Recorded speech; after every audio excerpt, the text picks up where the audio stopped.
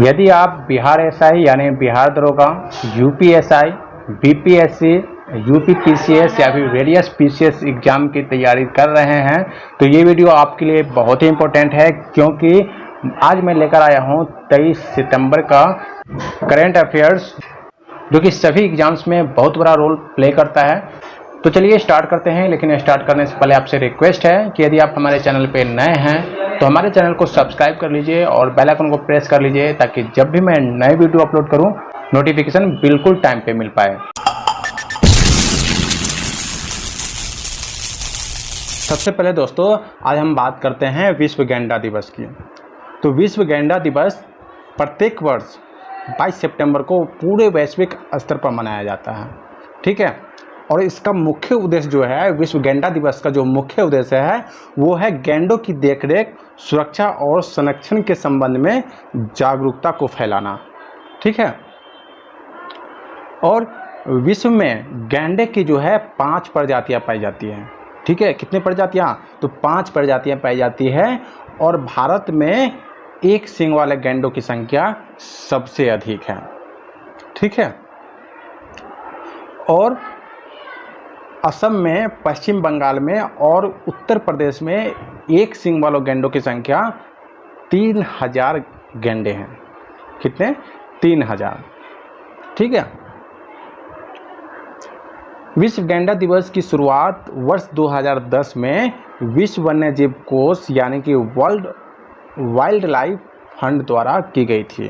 तो ये याद रखिएगा, विश्व गैंडा दिवस की शुरुआत 2010 में की गई थी, ठीक है। किसके द्वारा? तो विश्व वन्यजीव कोष के द्वारा, यानी कि वर्ल्ड वाइल्ड लाइफ फंड के द्वारा, ठीक है।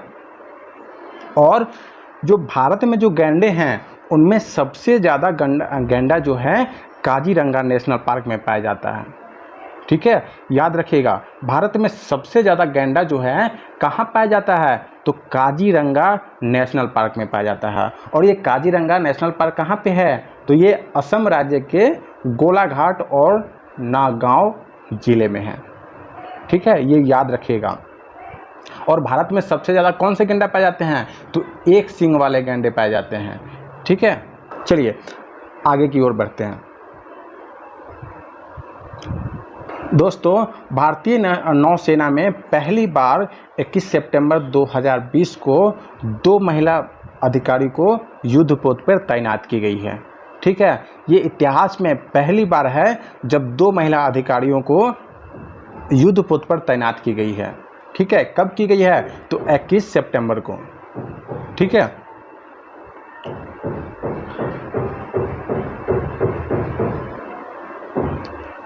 इन दोनों महिला अधिकारी, ठीक है, इन दोनों महिला अधिकारी को हेलीकॉप्टर स्ट्रीम में ऑब्जर्वर एयरबोर्न टेक्नीशियन के पद पे शामिल होने के लिए चुना गया है, ठीक है। एयरबोर्न टेक्नीशियन के पद पे शामिल होने के लिए इन दोनों महिला अधिकारी को चुना गया है, ठीक है। तो इन बातों को याद रखिएगा, ध्यान में रखिएगा। किसके लिए? किस पद के लिए? तो एयरबोर्न टेक्नीशियंस के पद में शामिल होने के लिए, ठीक है। और इन दोनों महिला अधिकारियों का नाम जो है वो है सब लेफ्टिनेंट कुमुदनी त्यागी और सब लेफ्टिनेंट रीति सिंह, ठीक है। और ये दोनों महिला अधिकारी भारत की पहली एयरबोर्न टेक्नीशियन होंगी, ठीक है। भारत की पहली महिला एयरबोर्न टेक्नीशियन होंगी। इन बातों को याद रखिएगा। चलिए आगे बढ़ते हैं। हम आगे बात करते हैं विश्व निर्वाचन निकाय संघ की, ठीक है। भारत निर्वाचन आयोग ने विश्व निर्वाचन निकाय संघ यानी कि association of world election bodies के अध्यक्ष के रूप में 1 साल पूरा कर लिया है, ठीक है। 1 साल पूरा कर लिया है। यह विश्व भर में चुनाव प्रबंधन निकायों का सबसे बड़ा संघ है, ठीक है। इसकी स्थापना कब की गई थी? तो इसकी स्थापना 14 अक्टूबर 2013 को सांगडो दक्षिण कोरिया में की गई थी, ठीक है। और इसकी सचिवालय, अस्थायी सचिवालय जो है सियोल में अवस्थित है, ठीक है।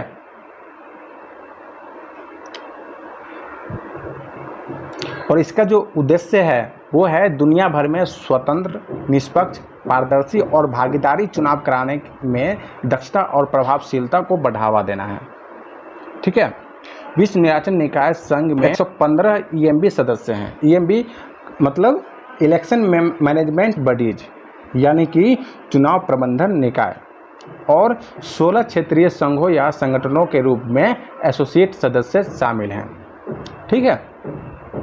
चलिए आगे टॉपिक की ओर बढ़ते हैं। अब हम बात करते हैं महामारी रोग संशोधन विधेयक 2020। ठीक है। संसद ने 21 सितंबर 2020 को महामारी विधेयक को मंजूरी दे दी है। ठीक है।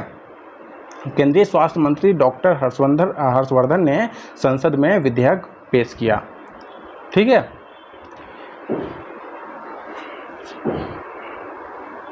इस बिल में कोरोना वायरस या वर्तमान महामारी जैसे किसी स्थिति से लड़ रहे स्वास्थ्य कर्मियों के जीवन को नुकसान, चोट, क्षति या खतरा पहुंचाने कर्तव्यों का पालन करने में बाधा उत्पन्न करने और स्वास्थ्य सेवा कर्मी की संपत्ति या दस्तावेजों को नुकसान या क्षति पहुंचाने पर जुर्मानों और दंड का प्रावधान किया गया है। ठीक है। तो इसमें देख लीजिएगा, मतलब पढ़ लीजिएगा क्या प्रावधान है। ठीक है। और इसके तहत, ठीक है, इसके तहत अधिकतम 5 लाख रुपए का जुर्माना और अधिकतम 7 साल तक का सजा का प्रावधान किया गया है। ठीक है। चलिए अब हम बात करते हैं अंतर्राष्ट्रीय शांति दिवस। ठीक है, यानी कि इंटरनेशनल डे ऑफ पीस। ठीक है। विश्व भर में प्रत्येक वर्ष 21 सितंबर को अंतर्राष्ट्रीय शांति दिवस मनाया जाता है। 2020 का जो थीम है शांति दिवस का, वो क्या है? वो है शेपिंग पीस टुगेदर। याद रखिएगा इस बात को, शेपिंग पीस टुगेदर। 2020 का जो थीम है वो है शेपिंग पीस टुगेदर। ठीक है। संयुक्त राष्ट्र महासभा द्वारा वर्ष 1981 में अंतर्राष्ट्रीय शांति दिवस मनाने की घोषणा की गई थी। कब की गई थी? तो 1981 में की गई थी। किसके द्वारा? तो संयुक्त राष्ट्र महासभा के द्वारा। ठीक है। चलिए अब हम बात करते हैं डेस्टिनेशन नॉर्थ ईस्ट 2020 के बारे में। 21 सितंबर 2020 को पूर्वोत्तर क्षेत्र विकास मंत्री ने वीडियो कॉन्फ्रेंसिंग के माध्यम से डेस्टिनेशन नॉर्थ ईस्ट 2020 महोत्सव के लिए लोगो एवं गीत का अनावरण किया। ठीक है, याद रखिएगा 21 सितंबर 2020। ठीक है। केंद्रीय गृह मंत्री 27 सितंबर 2020 को इस 4 दिवसीय कार्यक्रम का औपचारिक रूप से उद्घाटन करेंगे। ठीक है। इस उत्सव का उद्देश्य भारत के लोगों को विदेश में कहीं भी जाने के बजाय देश में ही सभी भ्रमण करने वाले स्थानों का जो है भ्रमण करने के लिए आकर्षित करना है। ठीक है। अब हम बात करते हैं मुख्यमंत्री महिला उत्कर्ष योजना। ठीक है। हाल ही में गुजरात के मुख्यमंत्री विजय रूपानी ने मुख्यमंत्री महिला उत्थान योजना की घोषणा की है। तो यहाँ से याद रखिएगा, मतलब कहाँ के मुख्यमंत्री, किस राज्य के मुख्यमंत्री ने महिला उत्थान योजना की घोषणा की? तो याद रखिएगा गुजरात की। मुख्यमंत्री का क्या नाम है? तो विजय रूपानी। ये भी याद रखिएगा। ठीक है। जिसके तहत, ठीक है, इस योजना के तहत राज्य में महिला समूहों को ब्याज मुक्त ऋण प्रदान किया जाएगा। ठीक है। और इस योजना के तहत राज्य में महिलाओं समूहों को ब्याज मुक्त ऋण प्रदान किया जाएगा। ठीक है। मुख्यमंत्री महिला उत्थान योजना के तहत शहरी क्षेत्रों में 50,000 संयुक्त देयता और आयकर समूह बनाए जाएंगे। कितने? 50,000। ठीक है। इसी तरह ग्रामीण क्षेत्रों में भी 50,000 JLEG बनाए जाएंगे। ठीक है।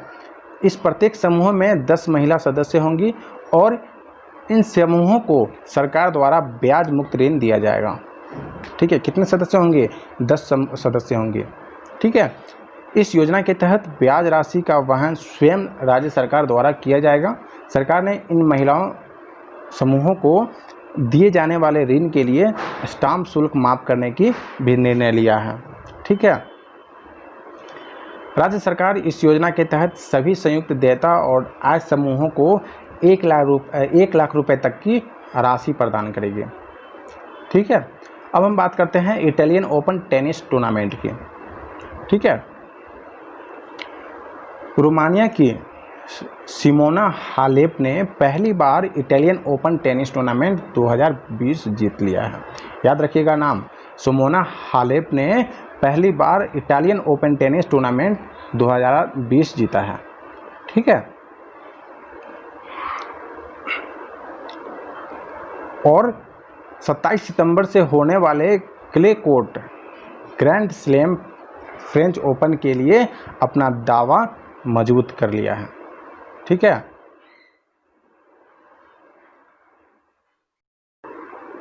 अब हम बात करते हैं दोस्तों दुनिया की सबसे ऊंची माउंट एवरेस्ट के शिखर पर ऑक्सीजन सिलेंडर के बिना 10 बार चढ़ने वाले नेपाल के प्रसिद्ध पर्वतारोही अंगरीता शेरपा जी का निधन हो गया है।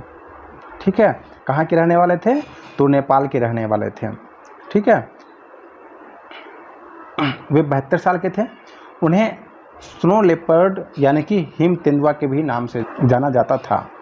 ठीक है, नेपाल पर्वतारोहण संघ के सचिव टीकाराम गुरुंग ने कहा कि अंगरीता शेरपा एक महान पर्वतारोही थे जिन्होंने 1983 से 1996 के बीच 10 बार ऑक्सीजन सिलेंडर के बिना माउंट एवरेस्ट को फतह किया था और उनको गिनीज वर्ल्ड रिकॉर्ड प्रमाण पत्र से भी सम्मानित किया गया है। ठीक है, अब हम बात करते हैं दोस्तों विश्व अल्जाइमर दिवस के बारे में। विश्व अल्जाइमर दिवस 21 सितंबर को मनाया जाता है। ठीक है, यह दिवस अल्जाइमर रोग और डिमेंशिया के बारे में जागरूकता प्रसारित करने के लिए मनाया जाता है।